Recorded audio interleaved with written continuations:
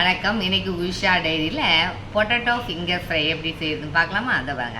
அதுக்கு இந்த மாதிரி ஃபிங்கர் மாதிரி கட் பண்ணி வச்சுருக்கேன். பொட்டேட்டோவை க்ளீன் பண்ணி கட் பண்ணி வச்சுருக்கேன்.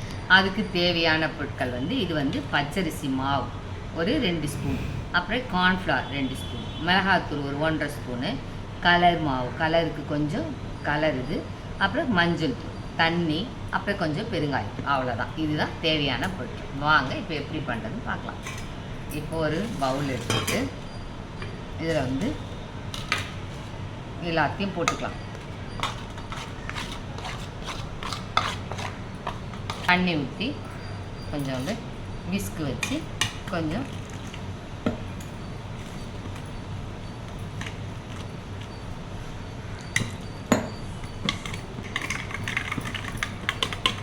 பாருங்க. அவ்வளோதான். இந்த ஒரு பதத்துக்கு ரெடி பண்ணிக்கணும். அவ்வளோதான். வாங்க கடாய் வச்சு பொரித்து எடுக்கலாம். அவ்வளோதான்.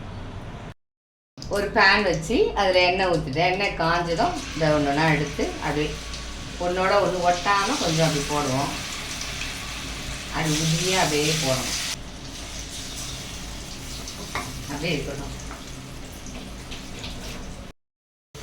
அவ்வளோதான். இந்த பாருங்க வெந்துருச்சு. அப்புறம் எடுக்க வேண்டியதுதான்.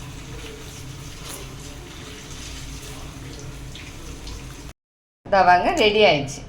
Potato finger fry ready.